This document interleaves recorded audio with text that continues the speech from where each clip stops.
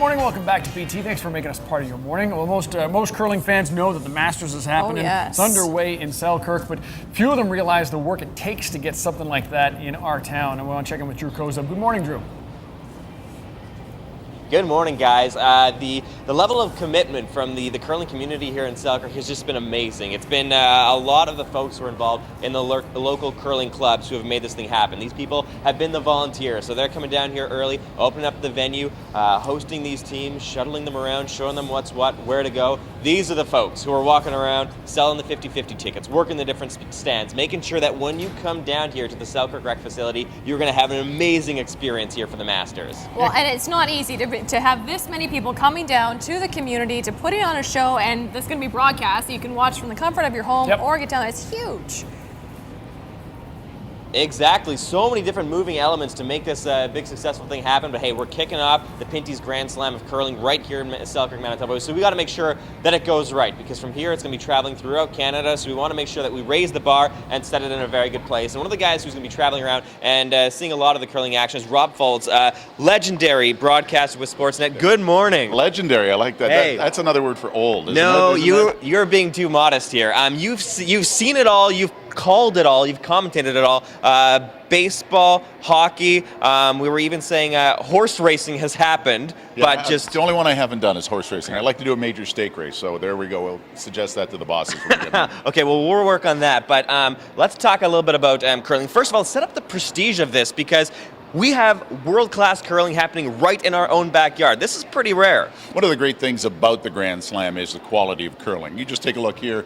You joke, so you can't swing a broom without hitting a world champion. There are world champions here. There are Olympic champions here. There are national champions here. A field like this is so good because you can get a number of teams from one country. When you go to an Olympics, you get one team from each country competing. Here, we've got three or four Canadian national champions and Brier winners, and we've got. Eve Muirhead is here, a world champion. Now we have Felcher team from Switzerland, the defending world champions.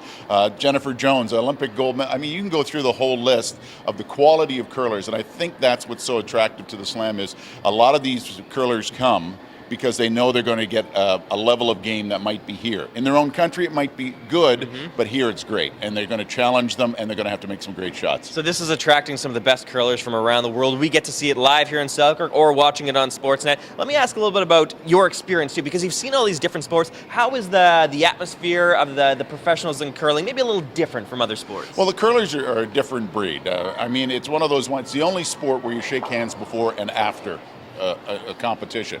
And one of the things about it is I like the fact that they're relaxed, they're easy to talk to, they have a lot of fun on the ice, but they have the ability to all of a sudden turn that switch on and get incredibly focused. They'll be saying, did you see the game last night? That was a real good World Series game. Then all of a sudden, I got to make this shot, hold on, boom. And they're focused and they make the shot. But that's just the nature of curling.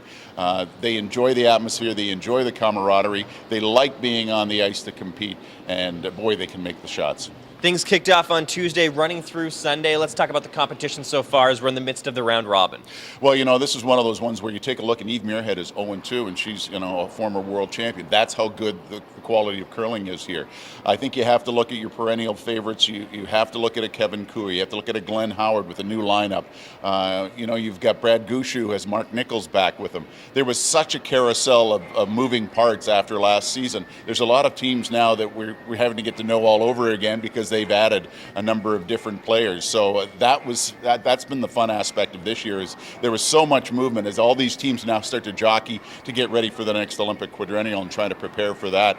And on the women's side, well, you've got Muirhead, you've got Homan, you've got Jones, you've got the Sweeting team, you've got Chelsea Carey, who is formerly from Manitoba but now curling in Alberta. She's going to be a fan favorite as well.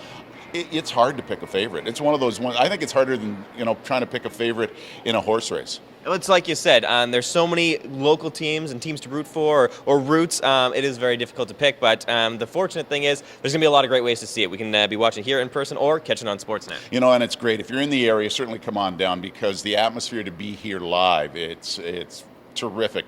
The local organizing committee has done a fabulous job at putting together. It's well it's well lit. It's got music. It's got lights. And you know what? And I really congratulate the people of Selkirk. They put it on and have put on a fabulous show. And I think that's the great thing about the Grand Slam. We go to those communities where the communities really appreciate seeing the curlers come in. And the curlers always talk about it, how great the fans are and how great the people of the community are. And I think that's one of the great things about this country and the relationship it has with curling. All right, the local fans will make sure to leave an impression. Rob, thanks so much. It's my pleasure. Hurry hard. Nice to see you. All right, so make sure if you have the opportunity to come down here in person, still tickets available, buy them here or online, or make sure to tune into the Sportsnet broadcast starting today at 12:30. Taking a little break, but we'll catch up with you one more time before the end of Breakfast Television.